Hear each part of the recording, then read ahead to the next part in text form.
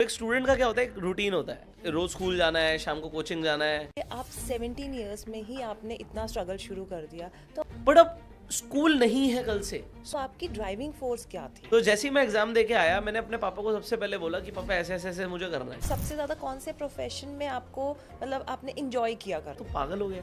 तो मैं ज़्यादातर यूज़ करता हूँ आज की डेट में। ईटीएफ इन्वेस्टिंग में एक हमने अभी रिसेंटली एक नया सिस्टम इंट्रोड्यूस किया है, जिसमें हमें लगता है सिर्फ इन्वेस्टिंग से। एज अ ट्रेडर आप बताएंगे आप क्या स्ट्रैटेजी फॉलो करते हैं? बेसिकली हम स्ट्रैटेजीज मल्टीपल यूज़ करते हैं। साल का 30% से लेकर 50% बन सकता है। पहले तो मैं बताता हूँ काम क्या नहीं कर रहा है। तो अगर आप निफ्टी में जाके जीरो DT कर रहे हैं, तो पिछले एक साल से आपने पैसे नहीं बनाए अगर आप ऑप्शन सेलर हैं। जैसे अभी बिल्कुल मार्केट 24,300, 24,400, 200 चल रही है, तो आपको क्या लगता है कि यहाँ से कोई करेक्शन की हम उम्मीद करें, या जैसे ये लोग एक र्यूमर भी है कि बबल है, ये फट सकता है?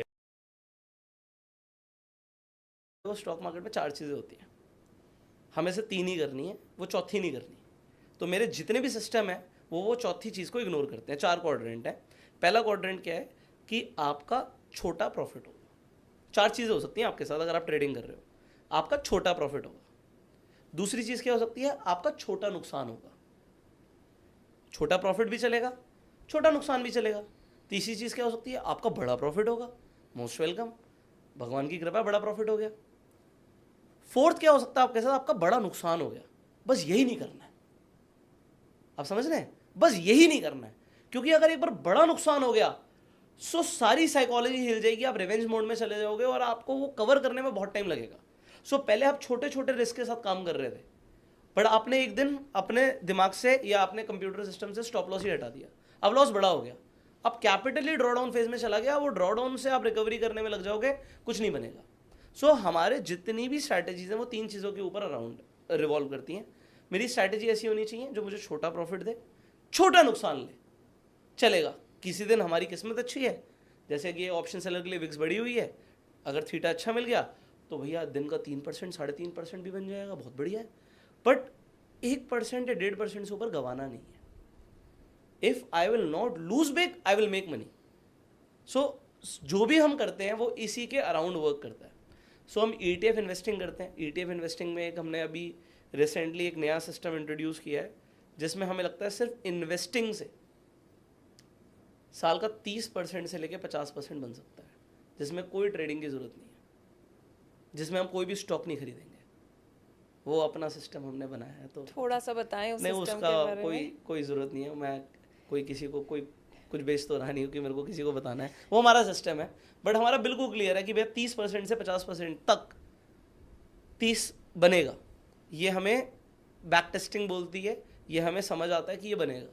ये कैसे बनेगा, वो हमने एक ETF इन्वेस्टिंग का सिस्टम बनाया, तो उसको एक पोर्टफोलियो अलग बना दिया है कि वो इन्वेस्टिंग के अराउंड वर्क करेगा, जिसके अंदर रिस्क बहुत मिनिमम है, स्टॉक्स हम खरीदते नहीं हैं। सेकंड, हम क्या करते हैं, जैसे एल्गोज हैं, तो डिफरेंट एल्गोज हैं, जिसमें मेजॉरिटी एल्गोज ऑप्शन सेलिंग के अराउंड ही वर्क करती हैं और मेजॉरिटी एल्गोज नॉन डायरेक्शनल हैं। सो जिस दिन डायरेक्शन अगर आएगी तो भी हमारी एल्गो संभाल ही लेगी, बहुत ज़्यादा वॉलीटिलिटी होगी तो 1% का नुकसान हो जाएगा। तो मैं आपके सामने बिल्कुल क्लियर बैठा हूँ, अभी भी एल्गो चली रही है। सो मुझे पता है कि ज़्यादा से ज़्यादा खोने को क्या है, पाने को क्या है, वो 3:15 बजे मार्केट बताई देगी। सो एल्गोज पे हम काम करते हैं एंड थोड़ा बहुत अपॉर्चुनिटी ढूंढते रहते हैं मार्केट में, अगर कुछ मिल जाए तो।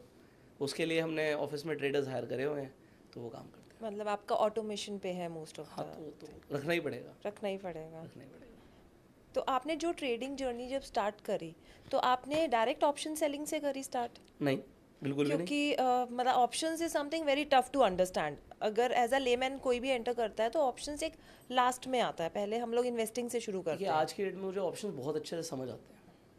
मतलब मैं सिर्फ उसी चीज़ में, अभी मेरे को किसी एक बहुत अच्छे यूट्यूबर हैं, बहुत अच्छे उनके सब्सक्राइबर्स हैं, फॉलोअरशिप बहुत अच्छी है, तो उन्होंने मुझे अभी फ़ोन किया और कहा कैसा चल रहा है, उनका बढ़िया चल रहा है, उनका भी अच्छा चल रहा होगा। तो उन्होंने मुझे बोला कि अभी हमने रिसेंटली क्रिप्टो को एक्सप्लोर करना शुरू किया है और हम इसके अंदर ऐसा ऐसा कर रहे हैं। तो मैंने कहा बहुत बढ़िया, बेस्ट विशेस। तो कह रहे आप भी इंटरेस्टेड हो? मैंने कहा नहीं। कह रहे क्यों, अपॉर्चुनिटी तो बहुत अच्छी है। मैंने कहा मेरे को समझ नहीं आता, जो चीज़ मुझे समझ नहीं आती उसमें मैं बहुत ज़्यादा इन्वॉल्व नहीं हो सकता। मतलब हो सकता है मेरी बुद्धि थोड़ी लिमिटेड हो कि मुझे दुनिया की हर चीज़ नहीं आती, तो इसलिए मैं हर चीज़ की तरफ ध्यान भी नहीं देता। जो मुझे समझ आता है सिर्फ उसी पे ध्यान देना है। सो ऑप्शन सेलिंग पहले दिन से डेफिनेटली नॉट समझ ही नहीं आया, क्योंकि मैंने स्टार्ट तो स्टॉक से किया था, स्टॉक्स खरीदे थे, फिर उसके बाद थोड़ा सा समझ आया स्टॉक्स के ऊपर, मतलब 1 साल तो उसी में लग गया, उसमें कोई ट्रेडिंग कुछ खास नहीं करी। उसमें फिर ऑप्शन बाइंग की कुछ स्ट्रैटेजीज पे हमने काम किया। बाइंग में बहुत अच्छा पैसा बनता है, बट वो साइकोलॉजी बहुत ख़राब करती है मेरी, मैं अपनी बात कर रहा हूँ, लोगों के लिए बहुत अच्छा हो सकता है, क्योंकि उसमें क्या होता है कि you see losses on a regular basis और वो परसेंटेज ऑफ लॉस बड़ा होता है। मैं एग्जांपल देता हूँ, बाइंग और सेलिंग की एग्जांपल देता हूँ। तो मान लेते हैं किसी के अकाउंट में 10 लाख रुपए हैं, तो जब कोई आदमी ऑप्शन बाइंग करेगा तो मैं आपसे सवाल पूछूंगा, किसी की कैपिटल 10 लाख की है, क्या वो 10 लाख से डायरेक्टली जाके ऑप्शन बाइंग कर सकता है? कर सकता है, कर सकता है, बट करेगा नहीं, क्योंकि उसका लॉस बहुत बड़ा है। बहुत बड़ा है। क्योंकि अगर एक भी एसएल हिट हुआ तो कम से कम 25% का तो एसएल लेगा जब वो ऑप्शन बाइंग कर रहा है। बाइंग में तो लॉस बड़ा है। 20-25% कुछ नहीं है बाइंग में। तो अगर वो बाइंग कर रहा है, उसका लॉस बड़ा है, तो वो 10 लाख रुपए कभी नहीं लगाता। आप सुनेंगे ज़्यादातर लोगों को जो बाइंग कर रहे हैं, वो 10 लाख अगर उनका कैपिटल है तो 50,000 या 1 लाख रुपए ही डिप्लॉय करते हैं, राइट? अब उनका रिस्क रिवॉर्ड क्या हो सकता है? 1:2 हो सकता है, 1:3 हो सकता है, कुछ भी हो सकता है, और वो रखना भी पड़ेगा क्योंकि प्रोबेबिलिटी आपके फेवर में ज़्यादा है नहीं। अब मान लीजिए कोई आदमी 50,000 से बाइंग करता है और वो सोचता है मैं 50% का प्रॉफिट लेके निकलूंगा, which is very good, but हर दिन तो 50% मिलेगा नहीं, बिल्कुल नहीं। नहीं मिलेगा। तो मान लेते हैं उसे 20% का प्रॉफिट मिलेगा। तो 50,000 से उसने ट्रेड डाला, 20% का प्रॉफिट का मतलब क्या हो गया? 10,000 रुपये का प्रॉफिट, राइट? बट उसकी बाकी के 9,50,000 अकाउंट में पड़े हुए हैं जिसका वो कुछ नहीं कर सकता, तो वो पैसा वो यूज़ ही नहीं कर रहा। जब हम ऑप्शन सेलिंग करते हैं तो अगर 10 लाख का कैपिटल है अकाउंट में तो 8 लाख रुपए को उठा लेते हैं, 9 लाख रुपए को उठा लेते हैं, 1 ही लाख छोड़ते हैं, वो भी कैश के लिए कि लॉस होगा तो कैश से सेटल होगा। और उसके अंदर क्या है कि पूरा कैपिटल यूज़ अगर हमने किया, मान लीजिए 10 लाख का यूज़ किया और हमने 1% ही बनाया तो भी हमने 10% बना लिया, 10,000 बना लिया, 10,000 बना लिया। तो मेरे लिए 1% सेलर के लिए और बायर के लिए 20% बराबर हो जाता है, क्योंकि अगर बायर पूरे कैपिटल से घुसेगा तो उसको लॉस बड़ा हो सकता है। वो पूरा कैपिटल लगाएगा ही नहीं, कभी नहीं लगाएगा, और लगाएगा तो मर जाएगा वो लोग जनरली बाइंग में आते हैं तो 1 लाख की कैपिटल से ही शुरू करते हैं, मोस्ट ऑफ द पीपल मैंने देखा है जिन्हें। पुष्कर भाई, मैं भी क्योंकि एक ट्रेडर हूँ, पिछले 10 साल से ट्रेडिंग ही कर रहा हूँ। यहाँ पे थोड़ा सा क्या फ़र्क है कि किसी के पास 10 लाख रुपए हैं तो वो क्या करेगा, 10 लाख के 1 लाख आप कह रहे हैं, मैं ज़्यादातर जो ट्रेडर मैंने देखे हैं वो 2-3 लाख 4 लाख से ऑप्शन खरीद लेगा, बाइंग कर लेंगे। तो जब आप 4 लाख से खरीद रहे हैं तो you are buying abnormally very high quantity, right, absolutely. ठीक है। जब आप 10 लाख से बेच रहे हैं तो आप 5 या 6 या 8 ही लॉट बेच पाएंगे। तो जो अगर आप 20% का भी रिस्क ले रहे हैं तो आपका रिस्क भी बहुत ज़्यादा छोटा है as compare to your capital. मतलब 10 लाख आपने लगाए तो आप कितने लॉट बेच पाएंगे? मैक्सिमम 10 ही लॉट बेच पाएंगे। आप हेज मार के 20 बेच सकते हो, बट मैक्स। हाँ, मतलब वो तो एक तरीका है, लेकिन 20 ही लॉट बेच पाएंगे, लेकिन खरीदने में तो आप 100 लॉट भी खरीद हाँ सकते हाँ, हैं। ज़्यादा खरीद सकते हो, ठीक बात। तो इसलिए जो बायर और सेलर का वो है, क्योंकि बायर जो होता है ना, वो कभी ना तो रिस्क रिवॉर्ड की परवाह करता है, ना पोजीशन साइजिंग को समझता है। मुझे बाइंग बड़ी अच्छी लगती है, ऐसा नहीं है कि मैं बाइंग नहीं करता, बट हम पोजिशनल जाते हैं। जैसे अभी मेरा एक कोई व्यू है मार्केट को लेके, तो हम हज़ार इन द मनी ऑप्शंस खरीदते हैं, वो भी कम से कम मान लीजिए बाई वीकली एक्सपायरी या मंथली एक्सपायरी। बट उसमें फोकस पैसा कमाना नहीं होता, पोर्टफोलियो हेजिंग होता है। बट ऐसा नहीं मैं बाइंग नहीं करता या बाइंग बेकार है, बाइंग बहुत अच्छी चीज़ है, बट हमें अपना रिस्क पता होना चाहिए। अगर मैंने 2 लाख की ऑप्शन बाइंग करी है तो मैं 50,000 के लॉस पे भी काटूंगा नहीं, क्योंकि मेरा व्यू क्लियर है, वो क्योंकि पोजिशनल व्यू है।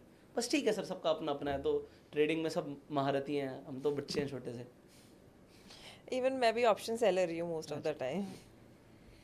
पुष्कर जी, जैसे आप 72 रूल फॉलो करते हैं, जैसे आज जो यंग जनरेशन है जो सैलरीड है, अगर उन्होंने इन्वेस्टिंग शुरू करनी है तो वो क्या करे और कितनी अमाउंट से करे? मींस अगर एक मान लीजिए एक बंदा है वो 50,000 की सैलरी ड्रॉ करता है, तो आपके हिसाब से अगर ट्रेडिंग उसने ट्रेड में एंटर करना है या इन्वेस्ट करना है तो वो कैसे करे इस चीज़ को? एक तो रूल ऑफ 72 क्या होता है, सिंपल सी चीज़ है। आपका जो भी आपको निकालना है कि कितने साल में आपका पैसा डबल होगा, तो रूल ऑफ 72 से पता लग जाता है। तो एग्जांपल, आपको साल का 12% का इंटरेस्ट आता है कहीं से, एफडी से तो नहीं आएगा, बट अगर आप 12% का इंटरेस्ट निकालते हैं तो 72 से डिवाइड करेंगे तो इसका मतलब है 6 साल में आपका पैसा डबल होता है। तो अगर वो आपका 24 हो गया तो आपका 3 साल में पैसा डबल होता है। तो पैसे को डबल करना बहुत ज़रूरी होता है, वो आपको जितनी जल्दी समझ आए उतना अच्छा है, क्योंकि कंपाउंडिंग ओवर द ईयर्स एक अलग लेवल का काम कर जाती है। क्योंकि अगर 1 लाख से पैसा डबल होता है तो 1 का 2 बनता है, फिर 2 का 4 बनता है, और 4 का 8, 8 का 16, तो 1 लाख से 16 लाख की जर्नी वो कंपाउंडिंग के थ्रू होती है। अब कंपाउंडिंग का बेनिफिट स्टॉक मार्केट में लोगों को हो सकता है अगर वो कुछ चीज़ों को समझें। पहली बात तो आपको वेल्थ क्रिएट करना है, आपको ये नहीं करना आज मार्केट ऊपर है बेच देता हूँ, जब नीचे थी खरीद लिया। तो अगर आप ऐसा सोचते रहेंगे तो आप कभी परफेक्टली टाइम नहीं कर पाएंगे मार्केट को।